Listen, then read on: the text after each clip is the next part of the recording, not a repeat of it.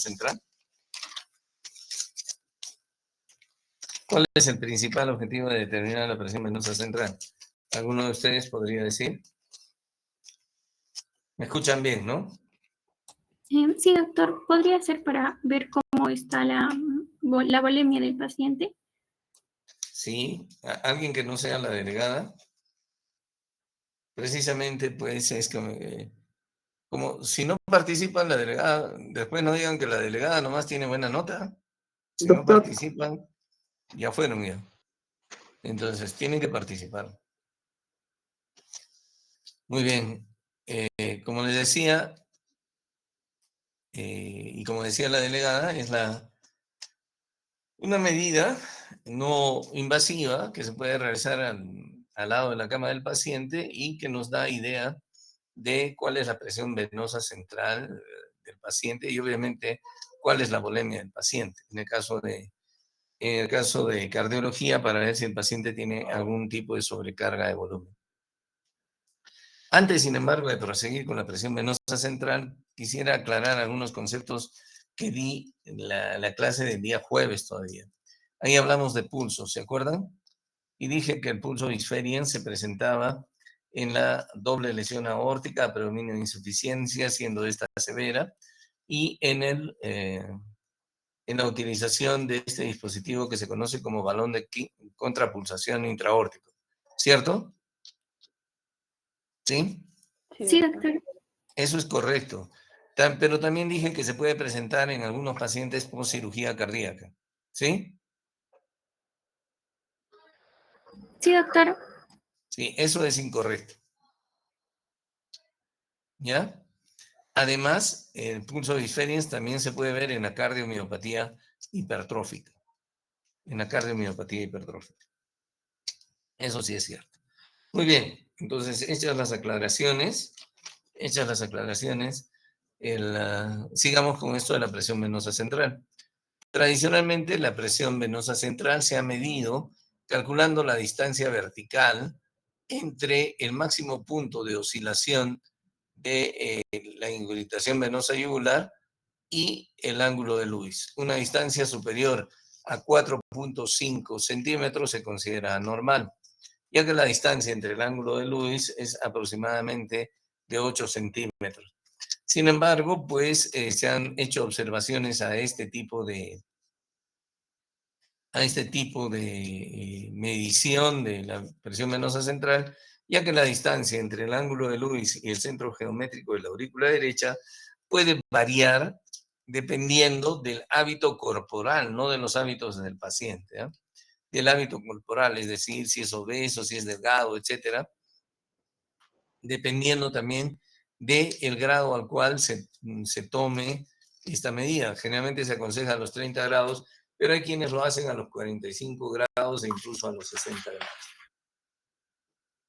Se dice que es preferible, si uno sospecha mediante este tipo de medida que el paciente tenga presión venosa central incrementada y como consecuencia de ello, pues entonces que tenga un estado de sobrecarga de volumen, lo que se tiene que hacer es sentar al paciente con las piernas colgando al borde de la cama y observar si aún así existe ingurgitación yugular a nivel por encima de la aurícula derecha.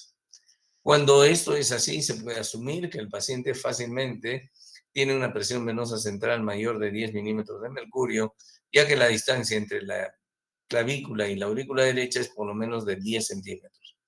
Entonces, uno asume que tiene 10 milímetros de mercurio y ahí claramente el paciente tiene una presión venosa central incrementada. Esto no extraña porque básicamente no me parece muy útil tampoco ni muy sensato esto, porque esto ya es obvio.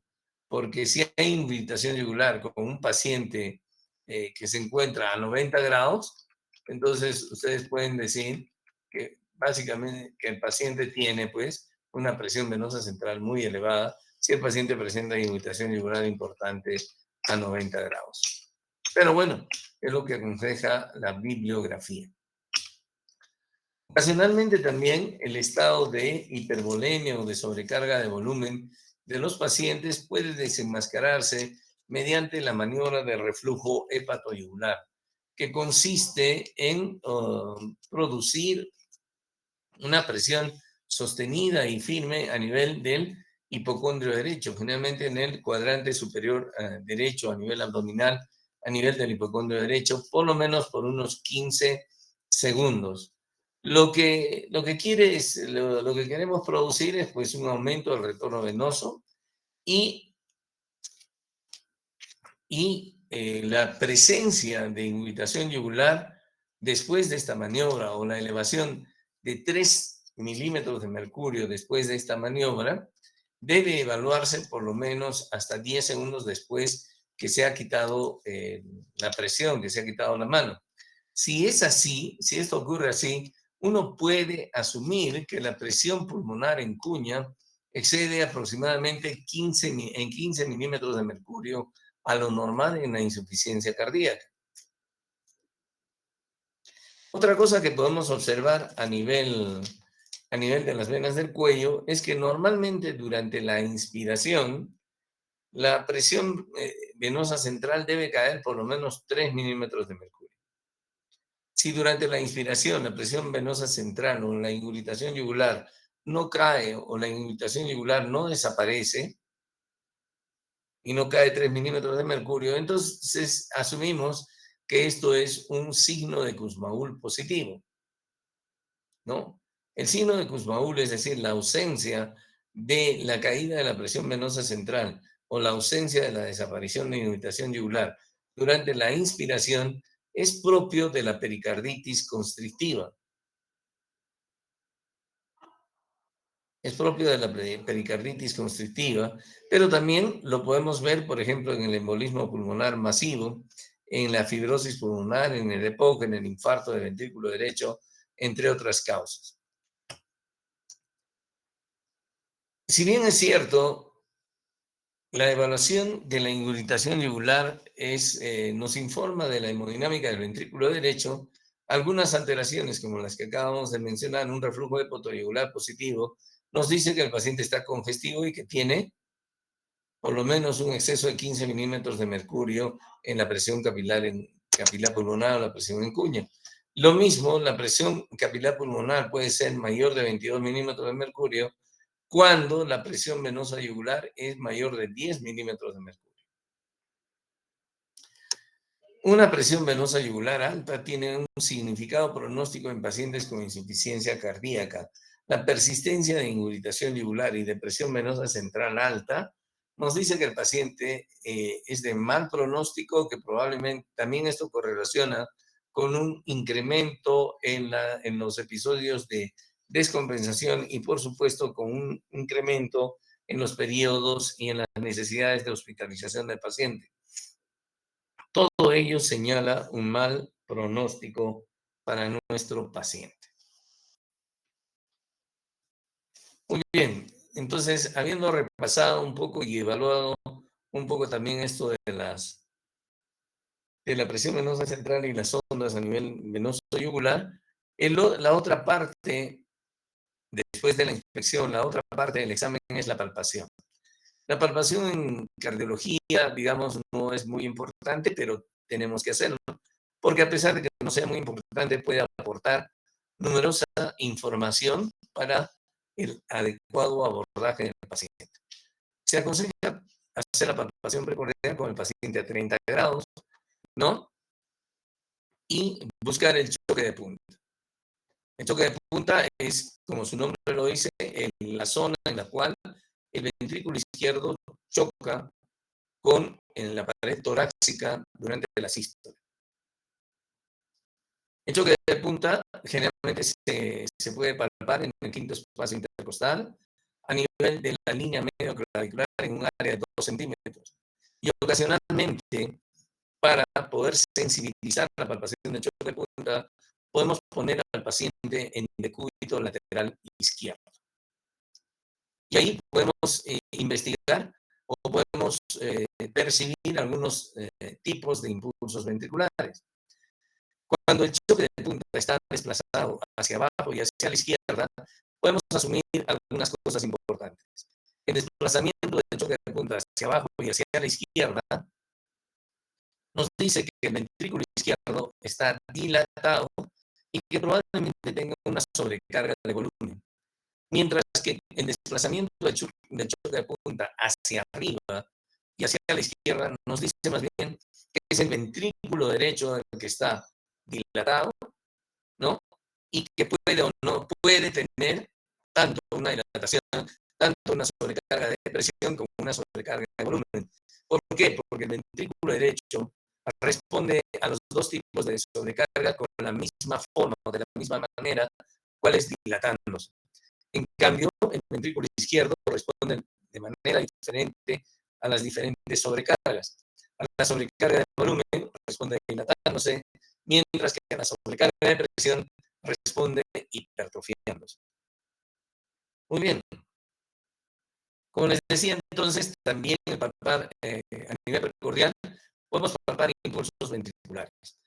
Existen dos tipos de impulsos ventriculares que podemos distinguirlos al mismo tiempo que palpamos el choque de punta. Podemos determinar un impulso ventricular sostenido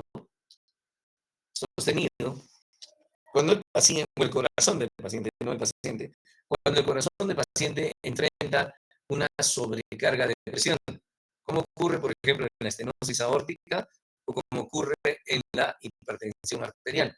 O podemos enfrentar un impulso ventricular hiperdinámico, como ocurre, por ejemplo, en las sobrecargas de volumen, en la insuficiencia aórtica, por ejemplo, o en la persistencia de conducto arterioso.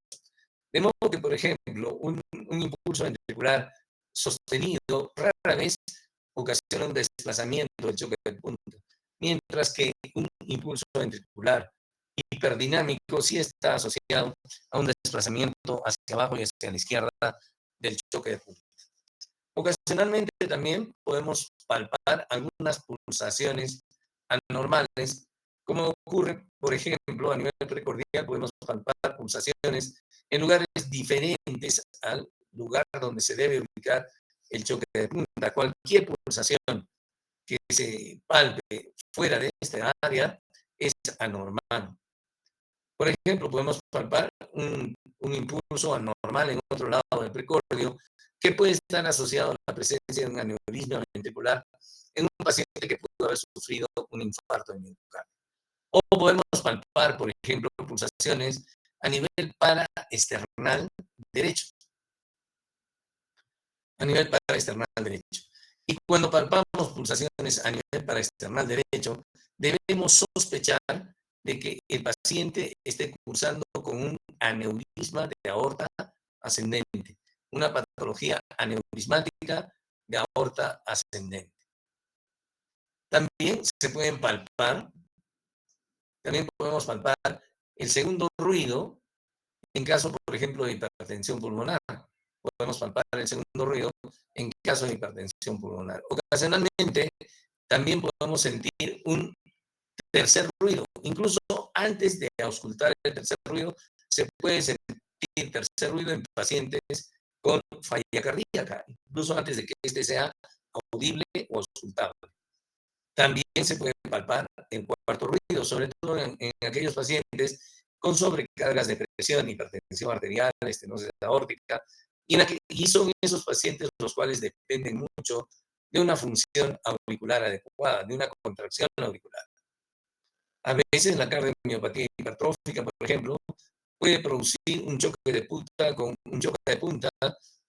una cadencia de 3 ritmos, ¿no?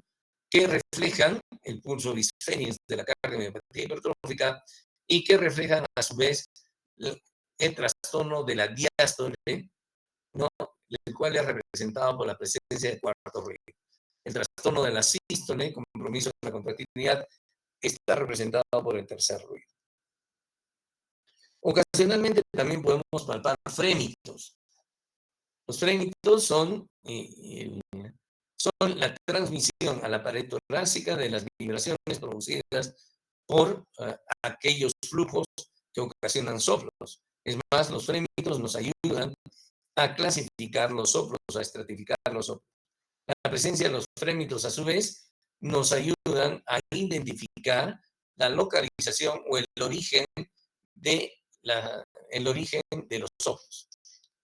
Podemos tener, por ejemplo, en insuficiencia mitral, un frémito que se dirija desde la punta hacia la base o de la punta hacia la axila, dependiendo de la valva afectada, como veremos más adelante.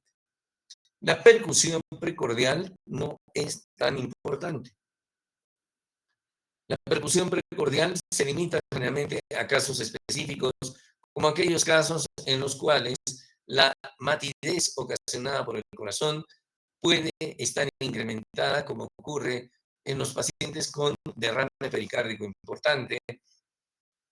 En ellos se puede determinar que el área de matidez del corazón se ha extendido o se ha ampliado. Luego está finalmente el proceso de auscultación cardíaca. Para realizar el proceso de auscultación cardíaca debemos tener algunas condiciones importantes.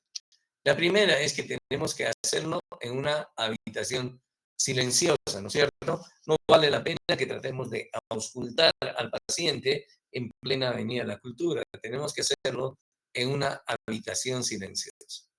Luego, debemos prestar atención a la fase de ciclo en la que espera encontrarse el fenómeno auscultatorio.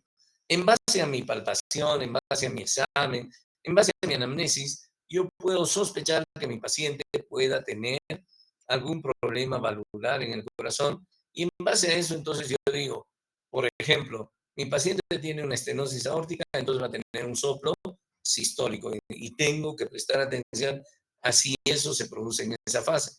Ya veremos cómo. Es muy importante eso, ¿no?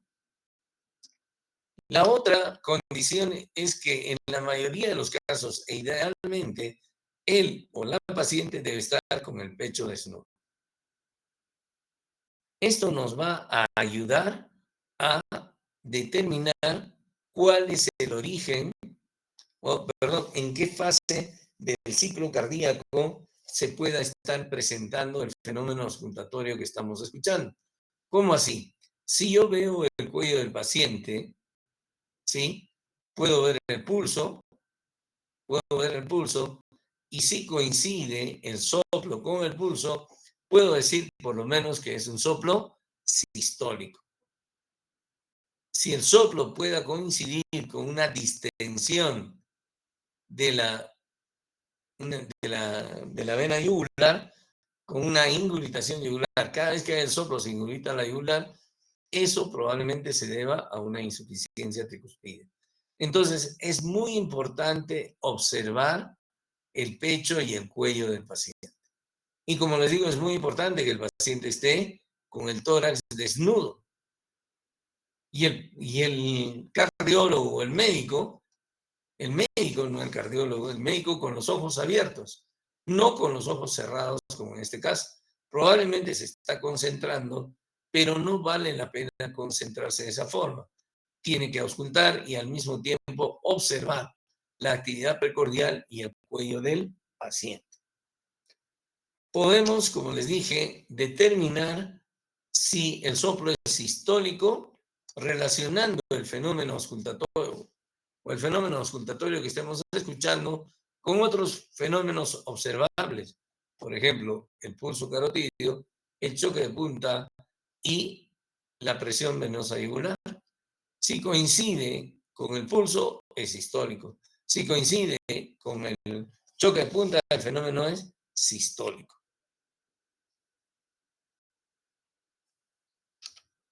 Muy bien, ¿qué cosa auscultamos? ¿Qué fenómenos auscultamos cuando, examinamos el corazón? Muy bien, lo primero que tenemos que auscultar son los ruidos cardíacos. Los ruidos cardíacos son producidos por la abrupta aceleración y desaceleración de la sangre durante el ciclo cardíaco.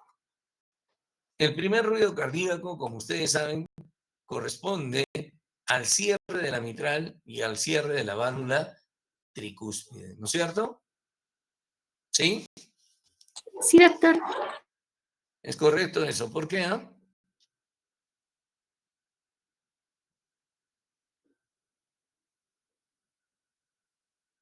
¿Por qué? 2.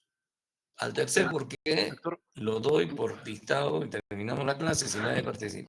doctor, buenas noches. Buenas Por las noches. presiones, porque la presión del izquierdo es mayor, ¿no? Y ¿Qué también porque presión? la del lado izquierdo, la ventricular, y pues también porque la activación electrofisiológica del ventrículo derecho eh, está retrasada, ¿no? Hay un retraso fisiológico debido a que los impulsos, la transmisión, ¿no? De los impulsos a través de la rama derecha de las DIs, ¿no? Creo que es 60 milisegundos este retraso ¿Cómo que fisiológico. creo, doctor? Bueno, Estoy no, sí, seguro. es 60, es Está en la 60. escuela, en la mejor escuela de la UNSAC. ¿Cómo me puede decir creo? Sí, doctor, estoy seguro, es 60 Ah, milisegundos. ya, está bien. ¿Su apellido, doctor? Ruiz Castro, doctor. Ya algo aprendió, está muy bien. Tiene que ser. Las presiones intraventriculares son mayores, pues, a nivel del lado izquierdo, del ventrículo izquierdo. Y como dice el doctor Ruiz, si yo sigo preguntando y nadie participa, de los que ya han participado, lo voy a dar por dictado y los doctores que ya han llevado el curso ya saben que así es. ¿No es cierto, doctor Ruiz? Así es, doctor. Así es, ya.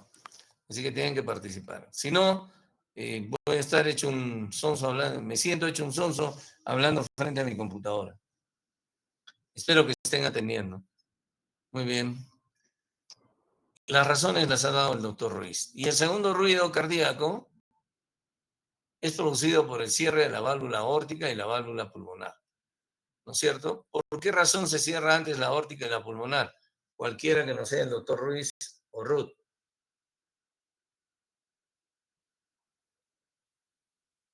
5, 4,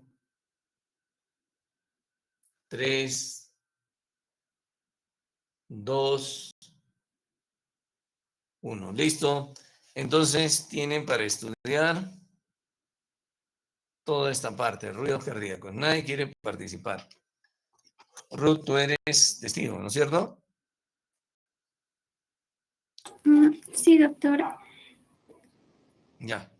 Nadie quiere participar, lo doy por dictado. Vamos a dar por dictado hasta auscultación de ruido, todo lo de ruidos. Mañana hablamos de soplos. ¿Está claro? A ver si así pues se animan a participar. O no están en la clase.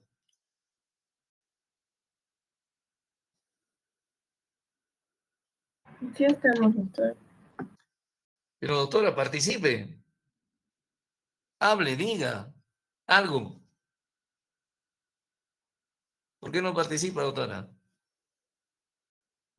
Sería por lo mismo, doctor, porque las presiones son mayores en el lado izquierdo ¿Y por qué más?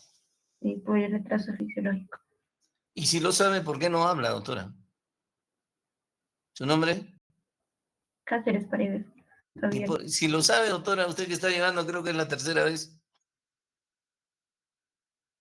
¿Por qué no habla, doctora? ¿Quiénes están llegando por primera vez? A ver, uno que esté llegando por primera vez.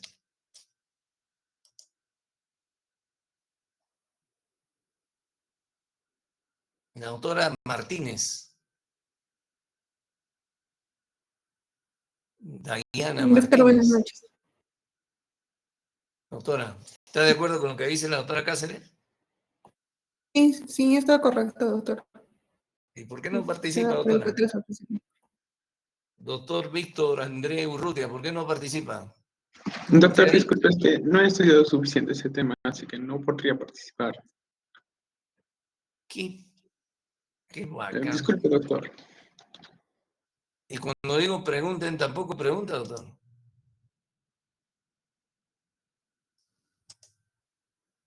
Bueno. Tienen que participar más, ¿ah? Esta es la última oportunidad. Si no, la verdad, yo, si tengo que dar todo el curso por dictado, lo voy a dar por dictado. Diario voy a venir, no participan, por dictado. No participan por dictado.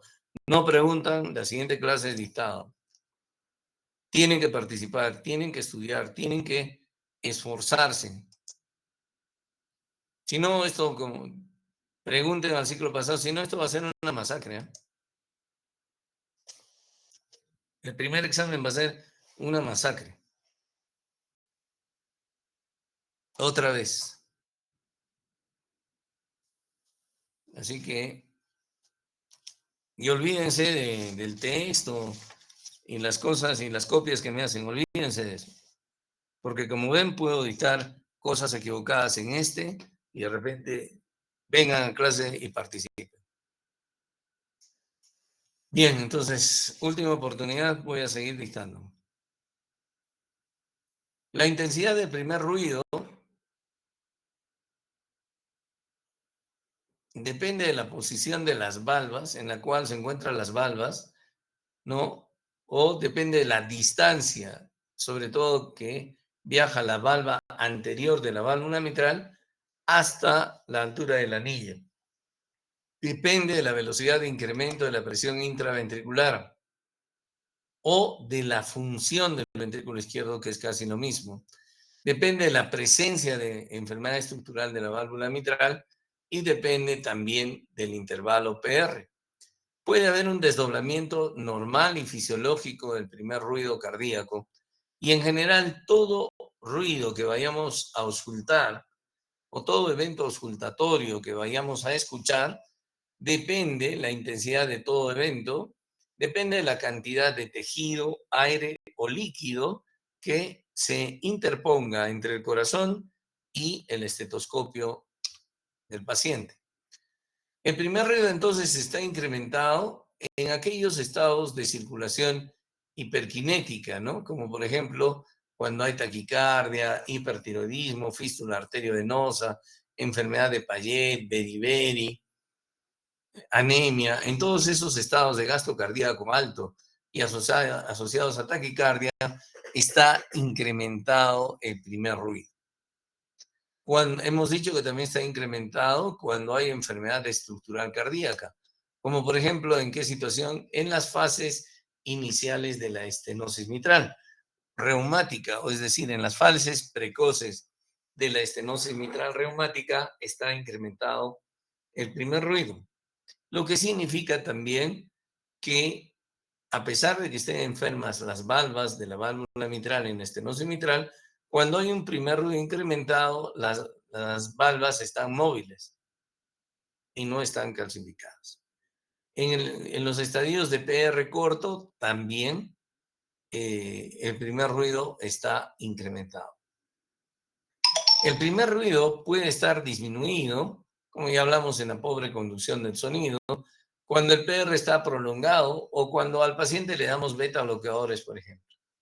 Cuando ha ocurrido una calcificación de las valvas de la válvula mitral, es decir, en la estenosis mitral avanzada y calcificada, el primer ruido también está disminuido. Cuando ha ocurrido una estenosis mitral avanzada y calcificada, el primer ruido está disminuido. En la insuficiencia mitral también el primer ruido está disminuido. Y obviamente cuando aumentan rápidamente las presiones intraventriculares, como ocurre en la falla ventricular izquierda, en la falla cardíaca, el primer ruido también está disminuido. Incrementado en la estenosis mitral, en las fases precoces de la estenosis mitral, y significa que las valvas están móviles, disminuido en la estenosis mitral avanzada y calcificada, y significa que las valvas precisamente están calcificadas y no están móviles. El desdoblamiento es un fenómeno que puede ser normal, pero que rara vez lo escuchamos. Perdón, es un fenómeno que es normal por la razón que ha dicho el doctor Ruiz, ¿no es cierto? Por un retraso en la activación del ventrículo derecho. Es normal, pero rara vez lo escuchamos. Y este se puede incrementar en el bloqueo completo de rama derecha. ¿Por qué? Porque si de por sí existe un retraso en la conducción de la rama derecha de las de His, En el bloqueo completo de rama derecha, este retraso se amplía y el desdoblamiento del primer ruido es bastante más claro. El segundo ruido, como dijimos, es producido por el cierre de la válvula aórtica y de la válvula pulmonar. Por lo tanto, el segundo ruido tiene un componente aórtico y un componente pulmonar. Igual, aquí, por la misma razón, como ha dicho la doctora Cáceres, la válvula aórtica se cierra antes que la válvula pulmonar. También por la misma razón que hemos dicho, es fisiológico o es normal un desdoblamiento del segundo ruido, es decir, que podamos escuchar el primer y el segundo, el componente aórtico y el componente pulmonar por separado. Y por otro lado, también es esperable que este desdoblamiento se amplíe en el bloqueo completo de rama derecha. La hipertensión pulmonar puede ocasionar un desdoblamiento disminuido. Acabo de mencionarles que el bloqueo completo de rama derecha, así como intensifica el desdoblamiento del primer ruido, hace mucho más claro el desdoblamiento del segundo ruido. Pero el desdoblamiento del segundo ruido puede también ocurrir en la extrasistolia del ventrículo izquierdo, en la presencia de marcapaso en ventrículo izquierdo, en embolia, en estenosis pulmonar y en embolia pulmonar. Existe un tipo de desdoblamiento del segundo ruido conocido como fijo, desdoblamiento fijo del segundo ruido, y se refiere al hecho de que el desdoblamiento no varía con el ciclo respiratorio. Este desdoblamiento fijo del segundo ruido es propio de la comunicación interauricular tipo ostium secundum. En la hipertensión pulmonar ya dijimos que el desdoblamiento puede estar disminuido, es lo más frecuente, puede ser normal o puede estar incrementado. Lo más común es que el desdoblamiento esté disminuido. Existen desdoblamientos fisiológicos del segundo ruido, es decir, fisiológico, ¿qué quiere decir? Que siempre la aórtica se cierra antes que la pulmonar. Este desdoblamiento fisiológico puede incrementarse debido al cierre precoz de la válvula aórtica, como ocurre en la insuficiencia mitral severa y en la comunicación interventricular. El retraso en el cierre de la válvula aórtica, a diferencia del desdoblamiento fisiológico, produce un desdoblamiento invertido o paradójico del segundo ruido. ¿Qué quiere decir esto?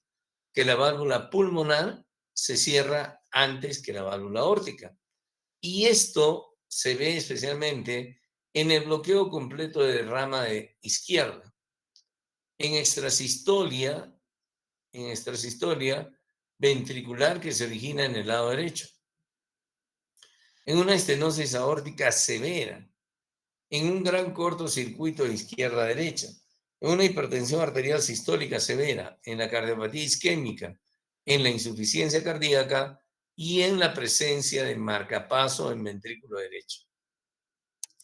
De estas, tal vez las más importantes sea el bloqueo completo de rama izquierda y la estenosis aórtica. En el primero, por razones eléctricas, el impulso no llega al ventrículo izquierdo, primero se activa el ventrículo derecho y como consecuencia de ello, primero se cierra la pulmonar y después la aórtica y entonces desdoblamiento paradójico. En la estenosis aórtica es más bien por razones hemodinámicas como ocurre en el cortocircuito de izquierda a derecha. Lo que pasa es que el tránsito de sangre a través de la válvula aórtica está muy incrementado, tanto en la estenosis aórtica como en el cortocircuito de izquierda a derecha, un gran cortocircuito. Y esto ocasiona un retraso importante en el cierre de la válvula aórtica y como consecuencia de ello la válvula pulmonar se cierra antes y el paciente desarrolla desdoblamiento paradójico o invertido del segundo ruido. ¿Cómo me doy cuenta yo que estoy enfrentando un desdoblamiento paradójico o invertido del segundo ruido? Pues bien, el desdoblamiento normal del segundo ruido se incrementa con la inspiración. Y durante la expiración, el desdoblamiento normal del segundo ruido desaparece o ya no es audible. A diferencia de esto, el desdoblamiento paradójico durante la inspiración tiende a desaparecer o desaparece y se escucha un solo componente. Mientras que durante la expiración, el desdoblamiento se hace más evidente. Lo contrario de lo que ocurre en forma normal, en forma habitual. Así yo me doy cuenta que estoy enfrentando un desdoblamiento paradójico o invertido del segundo ruido. Y esto es más o menos de lo que estamos hablando. Normalmente durante la inspiración es más fácil notar el desdoblamiento fisiológico del segundo ruido. ¿Por qué? Porque durante la inspiración aumenta el retorno venoso al lado derecho del corazón y va a aumentar la cantidad de sangre que el ventrículo derecho expulsa. Por lo tanto, el tránsito de sangre del ventrículo derecho hacia la arteria pulmonar se prolonga retrasando el cierre de la arteria pulmonar. En cambio, el desdoblamiento de la comunicación interauricular tipo ostium secundum no varía ni en inspiración ni en expiración. No expiración, sino expiración. Esto está en inglés, ¿no? Ni en inspiración ni en expiración. Y eso se conoce como desdoblamiento fijo del segundo ruido. Un desdoblamiento puede ser fisiológico e incrementarse en el bloqueo de rama derecha, o también, como hemos dicho, en la insuficiencia mitral severa o comunicación interventricular severa. El desdoblamiento invertido paradójico del segundo ruido se ve en el bloqueo de rama derecha, en la estenosis aórtica, ¿no? En el cortocircuito de izquierda a derecha, sobre todo si es severo, y se refiere a este fenómeno, a que el componente pulmonar ocurre antes que el componente aórtico. Y eso se ve en expiración, o sea, en desdoblamiento invertido, a diferencia de lo normal, que es evidente en inspiración, es evidente en expiración. Y en inspiración tiende a desaparecer, a diferencia de lo normal, el desdoblamiento en casos de desdoblamiento invertido del segundo ruido. La hipertensión pulmonar, ya hemos dicho que nos da un desdoblamiento corto y fijo. ¿Qué otra cosa podemos auscultar? Podemos auscultar ruidos de diferentes naturaleza. Podemos auscultar ruidos sistólicos. Uno de ellos es el ruido de eyección, que se debe generalmente a problemas congénitos, tanto en la válvula pulmonar y en la válvula aórtica, que condicionan estenosis, tanto de la válvula aórtica o de la válvula pulmonar. Pero también se puede escuchar ruidos de eyección sistólicos sin que haya estenosis aórtica y pulmonar, simplemente en los casos de dilatación de la aorta y de la pulmonar. Hay que tener en cuenta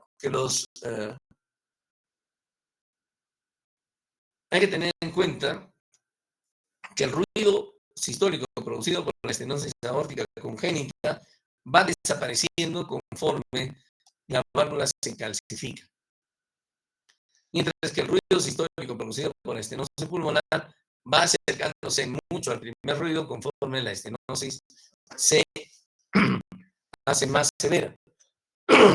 Además, este es el único evento auscultatorio del ruido sistólico pulmonar que disminuye con la inspiración. Todos los eventos auscultatorios del lado derecho suelen incrementarse con la inspiración, mientras que el ruido sistólico eyectivo pulmonar disminuye con la inspiración. Recuerden esto, todos los eventos auscultatorios originados en el lado derecho del corazón se incrementan con la inspiración, con excepción del ruido eyectivo sistólico pulmonar producido ya sea por estenosis pulmonar o por dilatación de la arteria pulmonar. Estos ruidos suelen coincidir con el vértice de la curva del pulso aórtico. Estos ruidos suelen coincidir con esto, con el vértice del pulso óptico.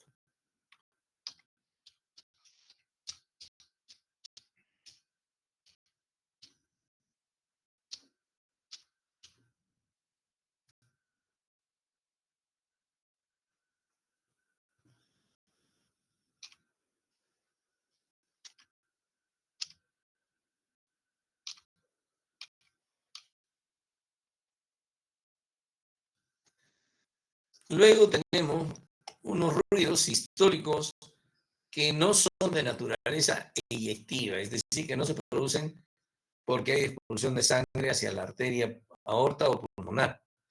Son ruidos que se conocen como clics no eyectivos de alta frecuencia. Generalmente ocurren a la mitad de la sístole y son seguidos de un soplo telesistólico. Pueden o no estar seguidos de un soplo telesistólico. Muy frecuentemente lo están. Son característicos del prolapso de válvula mitral. Estos clics no eyectivos más bien ocurren coincidiendo con la incisura. Si los ruidos eyectivos coinciden con el vértice del pulso aórtico, los ruidos no eyectivos coinciden con la incisura, con el término de la onda de pulso, de la máxima onda de pulso. Coinciden con la incisura. Y son típicos del prolapso de válvula mitral.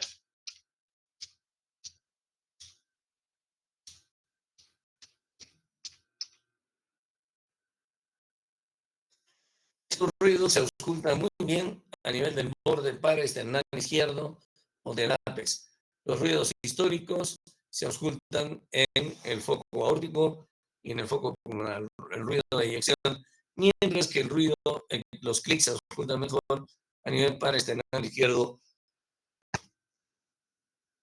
o a nivel de la punta del corazón.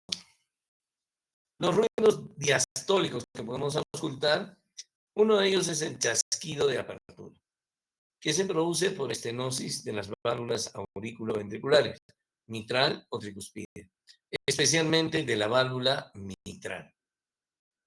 El chasquido de apertura es un ruido de alta frecuencia que tiene una relación inversa con el grado de severidad de la estenosis mitral. Cuanto más precoz es el chasquido, cuanto más cercano está al componente aórtico del segundo ruido, más severa es la estenosis, más severa es la gradiente, más severa es la presión a nivel auricular izquierdo. El chasquido de apertura también señala que las valvas de la válvula mitral son móviles y no están calcificadas. Y por lo tanto, el chasquido de apertura suele desaparecer cuando las valvas de la válvula mitral han perdido su movilidad y están calcificadas.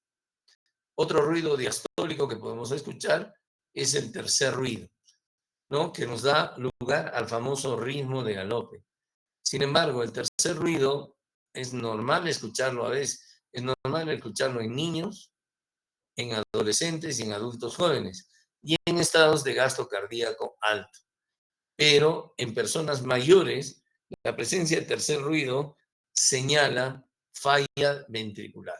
Y podemos tener falla ventricular izquierda y falla ventricular derecha. Por lo tanto, existe tercer ruido cardíaco derecho y tercer ruido cardíaco izquierdo, dependiendo de cuál sea el ventrículo que esté fallando. Otra cosa que podemos escuchar es el golpe pericárdico propio de la pericarditis constrictiva y que, como hemos dicho, coincide con un colapso de onda guía. El plop tumoral no es un ruido diastólico frecuente de escuchar, se necesitan escucharlo en diferentes posiciones y es propio del mixoma de aurícula izquierda o derecha. Otro ruido diastólico que podemos escuchar es el cuarto ruido cardíaco. El cuarto ruido cardíaco se produce por el choque de la sangre contra las paredes ventriculares debido a la contracción auricular y y ocurre en aquellas patologías las cuales dependen mucho de la contracción auricular, como por ejemplo la estenosis aórtica, la hipertensión arterial, la cardiopatía isquémica y la insuficiencia mitral aguda. Estas patologías dependen mucho de la contracción auricular para mantener su gasto cardíaco. Y además, en estas patologías se produce rápidamente rigidez ventricular. El cuarto ruido desaparece en la fibrilación auricular. Esto es obvio, ¿por qué? Porque el cuarto ruido es producido por la contracción auricular. Y hay contracción auricular solamente cuando el paciente está en ritmo sinusal. En fibrilación auricular, la contracción auricular desaparece. Muy bien, yo creo que nos quedamos ahí. Si tienen ustedes alguna pregunta.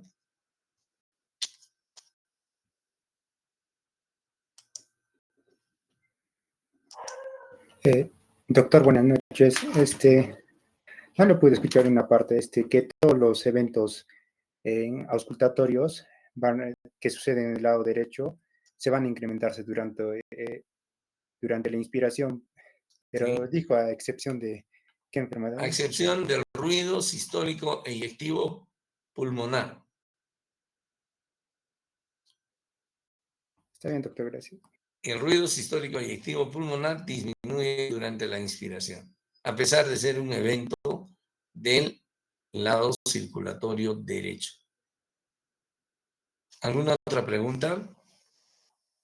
Doctor, buenas noches. Buenas noches. En el caso de pacientes altos y delgados, ¿es normal que encontremos choque de punta en epigastrio? En el caso de pacientes altos, delgados y que además puedan tener EPOC, ¿no? EPOC o algún compromiso pulmonar, sí se puede palpar el choque de punta a nivel del epigastrio, sí. Puede ocurrir, sí. Pero siempre estos pacientes altos o delgados tienen que estar con alguna patología. Generalmente tienen Sufrir una fibrosis o amputación. EPOC, Ok, doctor, gracias. ¿ok? ¿Alguna otra pregunta?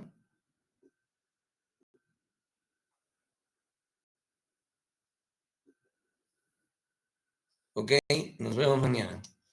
Traten de Hasta participar luego. más. Hoy día han tenido su última oportunidad. Si no participan, no contestan, no hablan, no preguntan, lo voy a dar por dictado.